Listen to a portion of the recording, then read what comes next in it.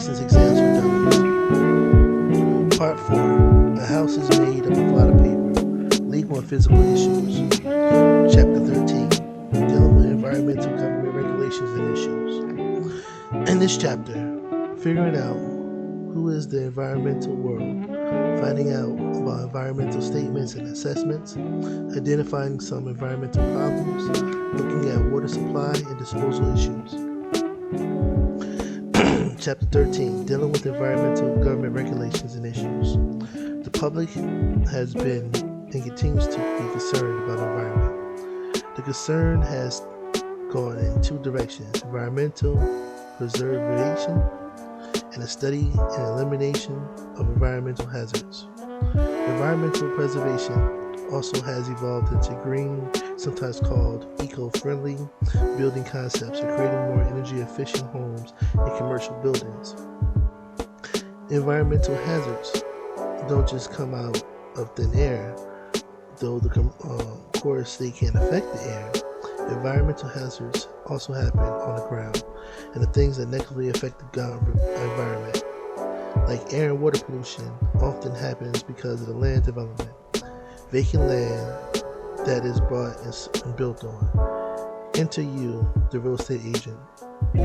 As a result of the increasing concern about the environment, many states expect real estate agents to have some knowledge of the environmental issues, government regulations, and analysis of the environmental impacts of development. Although the information in this chapter crosses state lines for exam purposes, check out whether your state requires you to know the information for the state licensing exam.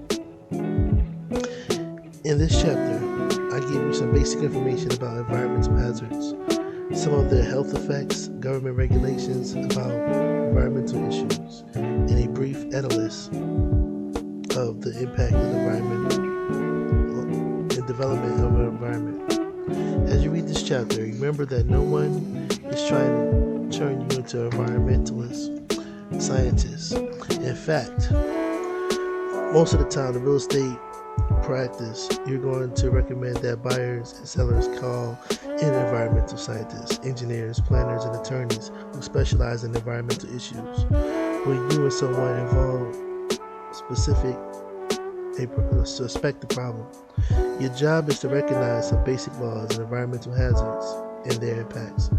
Liability for real estate agents exists in these environmental issues, but usually only a dissent that the agent would have known something or did know something and then revealed to the buyer or the seller. Deciphering the federal government alphabet soup. As governmental concerns have grown across the United States, the federal government has passed a series of laws, regulations, and programs to deal with environmental issues. Many of them, known as the acronyms in the letters forms, to study this information for an exam. Take time to discover not only the acronyms, but also the full titles. You also need to have a pretty good idea of the type of issues that the programs deal with and the important points. In a few cases, just know what the letters stand for will be good enough. In some cases, states have passed their own environmental laws to supplement or go further than the federal laws. Be sure to check out these laws and find out whether they have been tested on them. This information should be available in your pre-licensing course. CERCLA. In 1980, the federal government adopted into law the Comprehensive Environmental Response, Compensation, and Liability Act, CERCLA. This law proposed is to identify sites of environmental pollution and to provide funds for cleanup. The act called for the identification of people and or businesses responsible for potentially responsible parties, PRPs, for the creation of an uncontrolled hazard waste site or a hazardous waste spill. The act also created a $9 billion fund called the Superfund to pay for the cleanup of identified hazardous waste sites.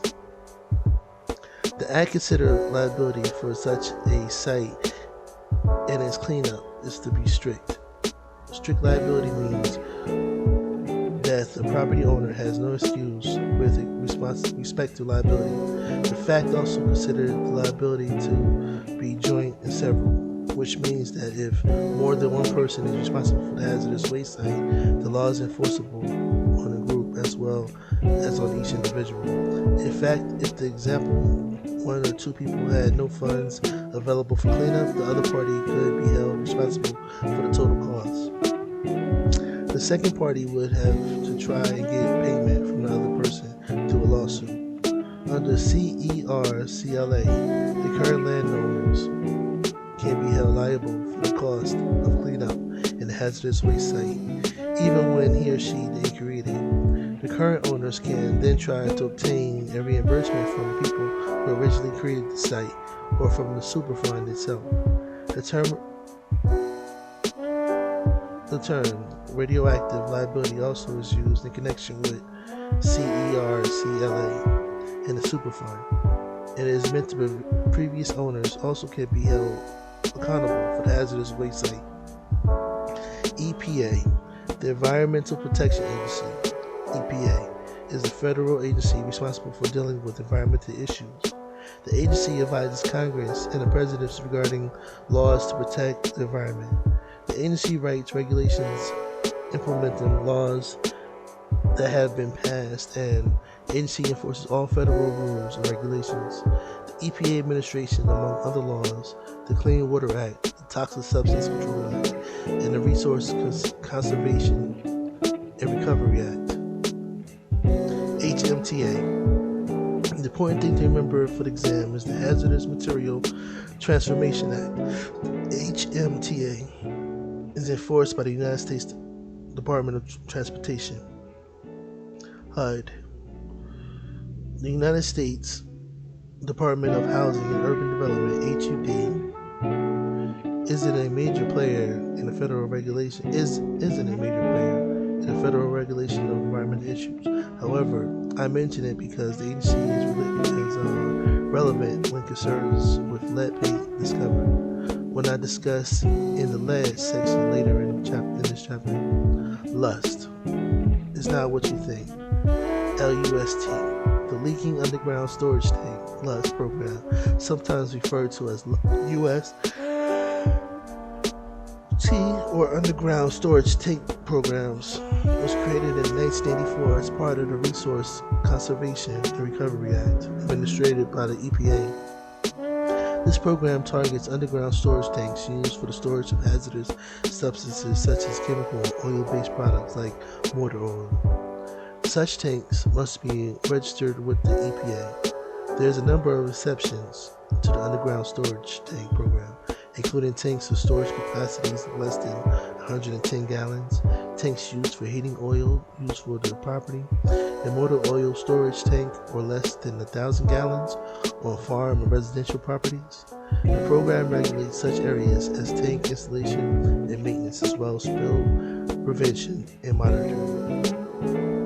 Individual states may have programs that supplement the federal underground storage tank program. Check out your state's law to find out whether the issues is something that you need to know for your state test.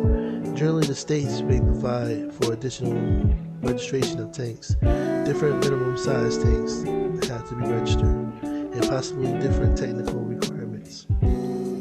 OSHA, the Occupational Safety and Health Administration, OSHA, which is part of the United States Department of Labor, is responsible for providing and monitoring regulations regarding worker safety, in particular in factories. SARA, the Superfund Amendments and Reauthorization Act of 1968, SARA, was passed with the original act. CERCLA expired in 1985. See earlier sections for the CERCLA for more. The three essential functions SARA programs are providing increased funding for the Superfund and environmental cleanup, creating stronger standards for cleanup in hazardous sites, creating something called innocent landowner immunity, where a property owner has been innocent of all involvement with the hazardous waste site. Under certain circumstances, she may claim immunity from responsibility. In addition to having no involvement in knowing the knowledge of the situation, the property owner must have taken what is sometimes called due care or due diligence in having the property investigated for potential environmental contamination. The investigation usually takes the form of environmental assessments. For more on environmental assessments, see having suspicion environmental assessments later in this chapter. Before the innocent landowner immunity status was created, the current owner, regardless of guilt, could be held liable by the EPA to pay for the cleanup of a hazardous waste site, and one would have been seeking reimbursement from a previous owner. SARA's immunity status can relieve the current innocent owner of this liability. The SDWA, the Safe Drinking Water Act. The SDWA establishes standards for the testing and quality of public water supplies. It requires that the public be notified that the drinking water contains contaminants above acceptable levels. Assessing the environmental effects of building developments. Many land development projects, which include everything from building a single house to a major shopping center or a multi-lot subdivision, impacts the environment. The impacts are usually proportional to the size of the project, but a small project can have a large impact if the building on environmentally sensitive land, such as a single-family house, is built near a wetland. See the sidebar. Why would you want wetland? Later in this chapter. In this section, I discuss the primary ways environmental engineers, scientists, and planners examine the impact of such projects. Making a statement, environmental impact statements. Laws governing the examination of the environmental impacts of a proposed project vary from state to state. If environmental issues are part of the state exam, check out the particular rules and regulations that govern the review or impact study of the environmental issues with respect to the proposed development project. The environmental impact statement or study, they may be called sometimes something else in your state, examines the environmental impacts a development project may have on the environment. Depending on your state requirements, such as a statement may look at everything from the number of cars that will be put on the road to the animal life that will be disturbed. The study reviews both the impact of the project when it's completed and the impact it may have while being built. The environmental impact statement or study sometimes requires an alternative to be presented and examined. For example, a development may be required to examine various aspect rules, including a new subdivision, and then explain why one selected is best. The study also usually requires a discussion on mitigation measures. Mitigation measures are those things that might be done to minimize or eliminate the environmental impact of a project. For example, a developer expects the shopping center to be built to generate a great deal of car traffic. Car traffic equals air pollution. He may agree to provide room at the shopping center for a bus stop to encourage people to take public transportation, thus reducing the number of cars used. Experts in environmental matters prepare those statements or studies. The public and key agencies may be invited to comment on the studies. These studies can be expensive and sometimes time-consuming, depending on the project's complexity. Having suspicion, environmental assessment. When someone issues in a real estate transaction suspected of a presence of a hazardous material on a piece of property, environmental engineers or scientists may be hired to perform an environmental assessment. An environmental assessment has 4 possible phases. Phase 1. A phase in environmental assessment is primarily a review of the records regarding the property in question. The records are reviewed focus on any environmental complaints, violations, special permits, and other documents that may have indicated current or previous presence of environmental hazardous material. This phase also includes a visual inspection of the property. Phase 1. Environmental assessments are commonly done before someone purchases an industrial or commercial property. and are often required by mortgage lenders before approving a loan. Phase 2. A Phase 2 environmental assessment involves actually testing and sampling to confirm the presence of any environmental hazardous material or contaminations. Phase 3. Phase 3 environmental assessment is done after the confirmation of a contaminant is on the property. The Phase 3 assessment examines the extent of the hazardous environment and plan to remedy the condition. A remediation is done as a result of the phase and may include removal of a contaminant material or restoration of the property. Phase 4. Phase 4 environmental assessment is the development of a management plan for the contaminant site. Sometimes the contaminants may be too large or too expensive to be removed. And Phase 4 establishes a specific management plan contained and manage the site so that not to affect surrounding properties. Stuff can make you sick. Examining environmental pollutions and situations.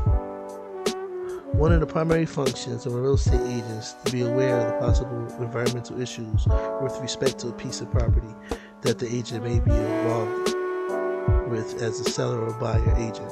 State test writers therefore expect a certain basic level of knowledge about the environmental sensitivity issues that might show up in a real estate transaction. Your job certainly isn't to become an environmental expert. However, as an agent, you do have a responsibility to make sure as aware as possible of the environmentally hazardous situations that may be present. You ask how. You perform this duty by visually inspecting the property as well as asking the property owner. It also involves being aware of commonly known hazards in the area.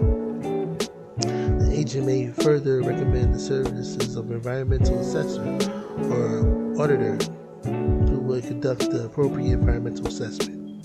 In the following section, I provide one basic information about the various environmental hazard substances and conditions. Asbestos.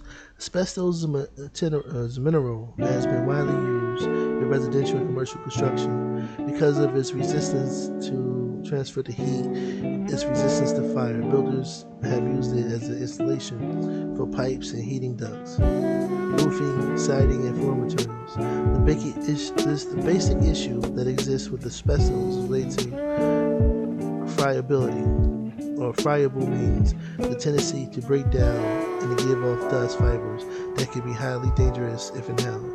Exposure to asbestos fibers and dust can cause disease, including lung cancer, asbestitis, and sometimes fatal disease that makes breathing difficult.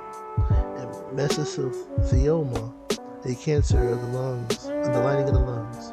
In general, you can deal with asbestos by building in 3 ways. Leave it alone.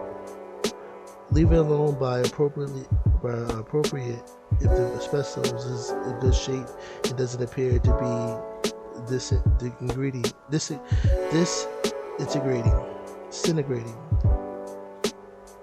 or deteriorable in such a way that the fibers and dust are escaping into the air.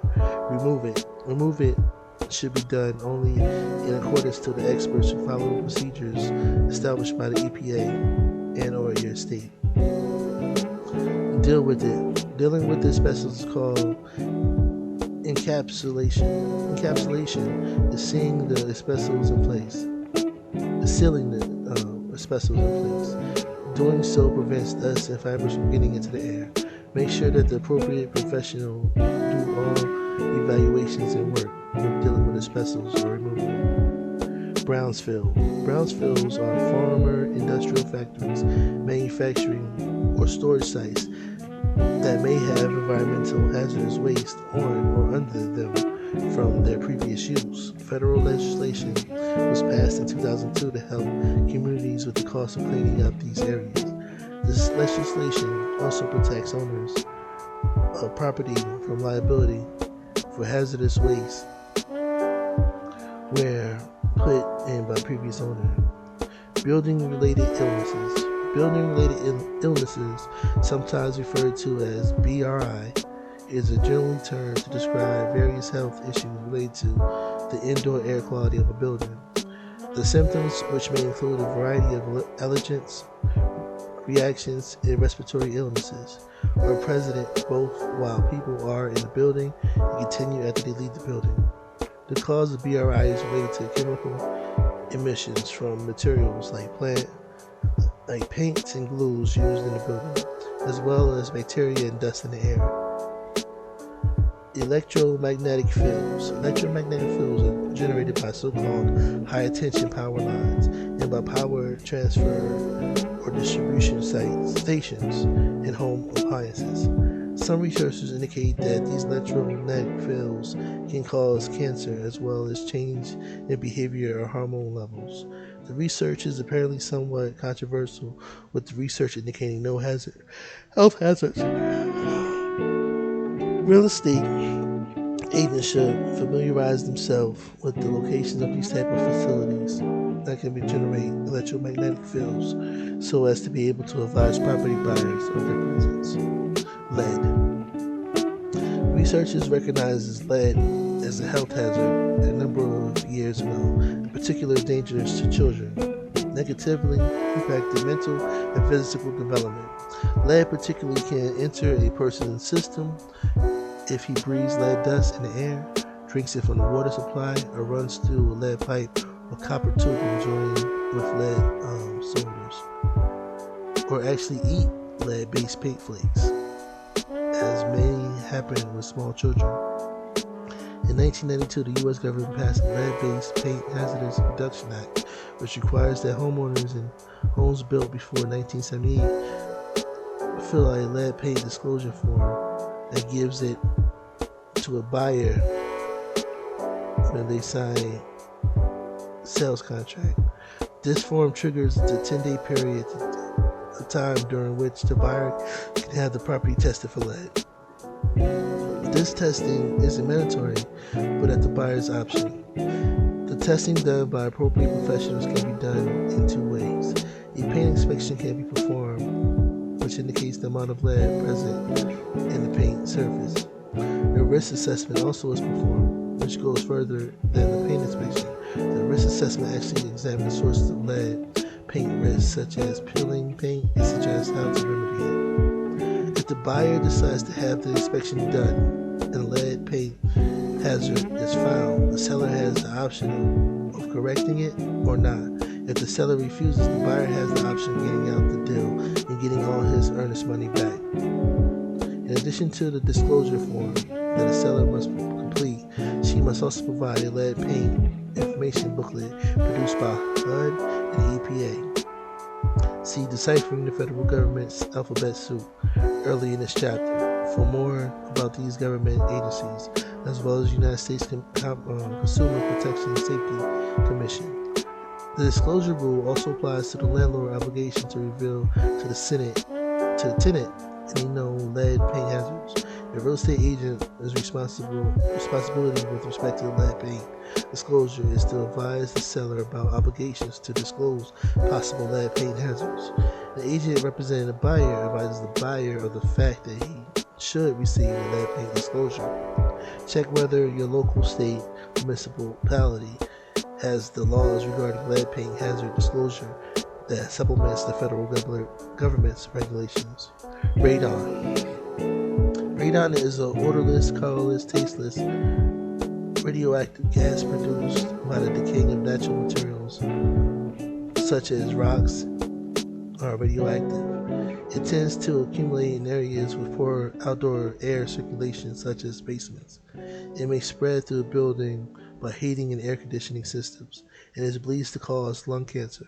Tests can be done for radon, and a real estate agent representing a buyer may recommend that a buyer have a test performed before buying the property. Professionals like private building inspectors can perform the test. Do-it-yourself kits are also available for homeowners. If radon is found, the remedy generally is to introduce some kind of ventilation into the exposed space to remove the gas. Although no safe levels of radons have been determined, the EPA recommends actions to mitigate the gas is taken if a level of 4 becquerels per liter of air is found when testing. Sick building syndrome. Sick building syndrome, sometimes SBS, refers to symptoms that people sometimes experience when inside a building for a period of time, but which ends when the person leaves the building. Some people may call that the BBS, also known as the bad boss syndrome. The symptoms may include itchiness, breathing difficulties, dizziness, and runny nose. The cause of BSB is believed to be poor indoor air quality as a result of chemical emissions from materials such as paint, glues, and used in the building, as well as the bacteria and dust in the air. Solid waste, radioactive and otherwise. Various parts of the United States have radioactive waste sites. These sites store used fuel from nuclear power plants. The principal issue for real estate agents is to be aware of where these sites are located. People are generally aware of the potential hazards associated with the leak of radioactive materials and may choose not to live near such a site, or they do not want to buy a home near a radioactive storage facility. They may expect to pay less than if the facilities weren't there. The storage of solid waste. I'm old enough to remember when it was called garbage. It's more widespread. Landfills, which are areas that are excavated, filled with solid waste, and covered, are located in many parts of the country. The environmental issue is primarily leakage from the landfill into nearby property, as well as into the nearby lakes, streams, and wells.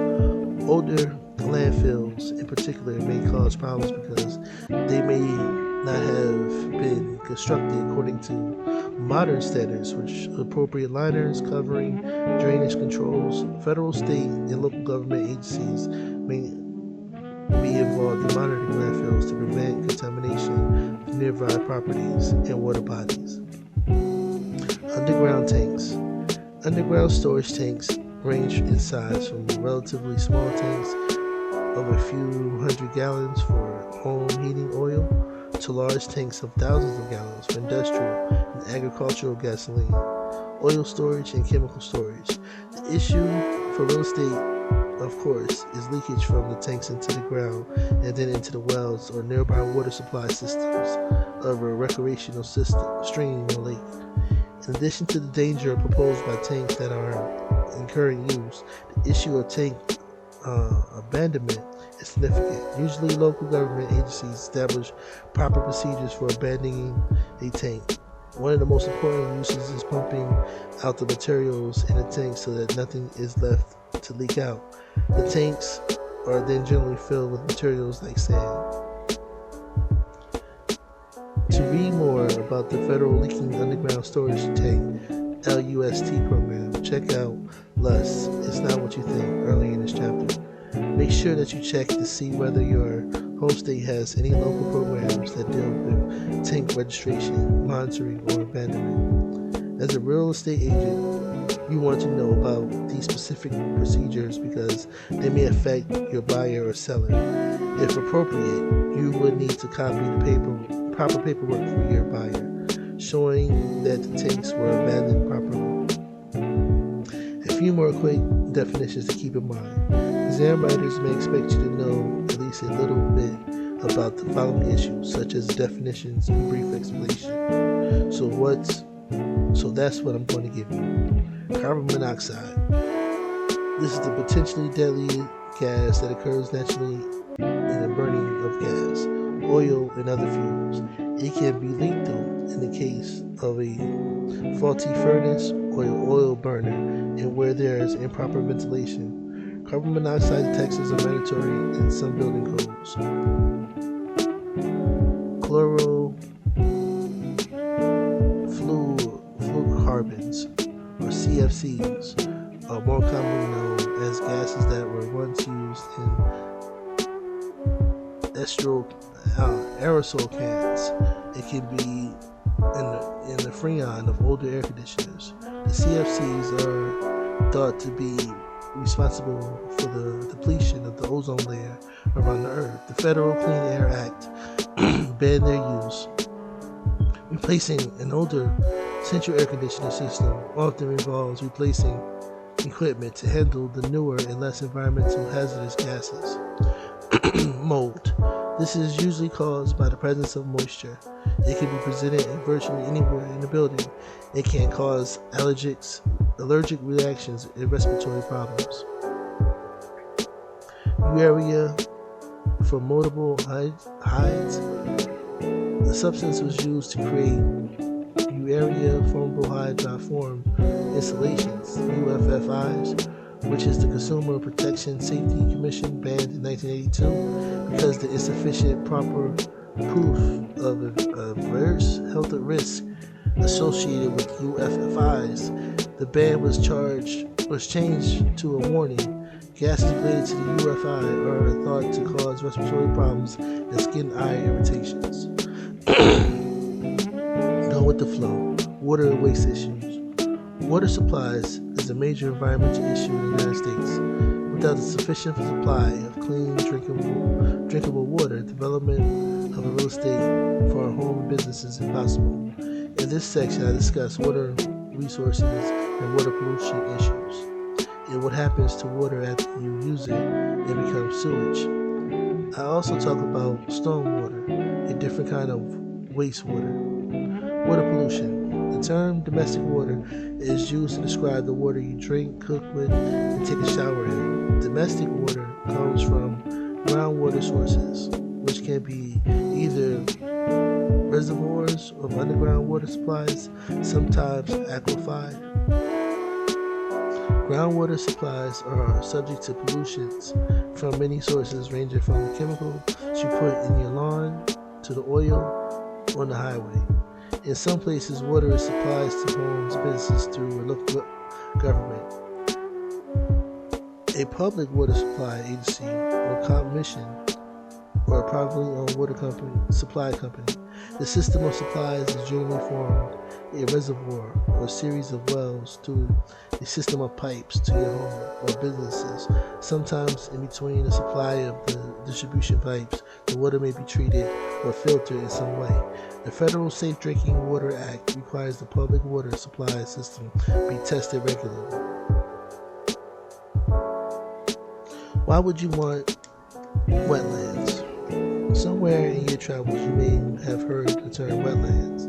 Wetlands are properties that, because of their location and soil type, have the ability to act as a sponge soaking up volumes of water, sometimes at a greater capacity than other types of soil. So why is this important? For example, say you own a 40,000 square foot piece of commercial property. You built a small store with the parking lot and covered half of the lot with the building of pavement. The next time it rains, half of the water that falls on your property runs off, and it's called runoff. The impervious water can't get through the surface. So where does that rainwater go? Onto part of the lot, there is still grass and water that gets absorbed. But suppose the paved over a lot can make a bigger parking lot, and suppose the nearby property owners did the same thing. As more and more land is covered, the rainwater can cause street and housing flooding. So wetlands are strategic places where having the capacity to absorb more than their fair share of water are preserved, so all the rainwater runs off. Your parking lot, driveways, roofs have some place to go. Those people who aren't served by the public or private water supplies get their water from individuals on-site water supply systems called wells. Wells may and sometimes are required to be tested for the presence of pollutions and other adequacies of supply. Check your local state regulations regarding mandatory testing of wells. Many places require wells to be tested for pollutions and adequate pressure. When a new well is drilled and when the property is sold, testing may be optional. Testing may be optional after that. Also, find out whether the agency reviews the test results. Local health departments or environmental departments typically to review agencies. Sanctuary waste disposal. Sanctuary waste is what goes out of the drain pipes of your house from the sinks, showers, toilets, and washing machines. Of course, it's not a sanctuary, but most must be treated in a sanitary manner to prevent pollutions and illnesses. Identically, when you flush, it becomes something else problem. The waste from your house travels through the sewer pipes and eventually is treated as a sewage treatment plant, usually operated by the city, town, or county. If you live in a large residential complex or work in an office building that has no sewer, a small nearby treatment plant may serve your building or housing complex. In many areas, sewage disposal is handled by individuals on-site disposal systems called septic systems. In this case, when you flush, it's still your problem because septic systems have to be maintained and periodically pumping them. The septic tank problem caused by septic systems have to be maintenance by periodic pumping in the septic tanks. Septic tanks is one of the two parts of the septic system. The other parts is the leach field, which is also called an absorption field or septic field. The size of the septic system can vary and generally size according to the number of bedrooms in the house. The location of the leach field, as well as even the feasibility of the using of the septic system, is determined by the capacity of the soil to absorb what is called leachate. Leachate is a liquid stuff that comes out of the septic tank after the solids have settled to the bottom of the tank. The capacity of the soil to absorb the leachate is tested by doing a percolation or a PERC test, where there are wells and septic tank systems in the same area or the same property. Local authorities establish minimum distances that have to be maintained between the septic system and a well. Stormwater disposal. Stormwater is rainwater that comes down into the streets that must be disposed to avoid flooding of the streets and houses. Generally, storm drains in streets that lead to the storm sewers dispose of the stormwater and take it directly to the lakes, rivers, and oceans. And that was part 4. The house is made up a lot of paper. Legal and physical issues. Chapter 13, dealing with environmental government regulations and issues. Thank you.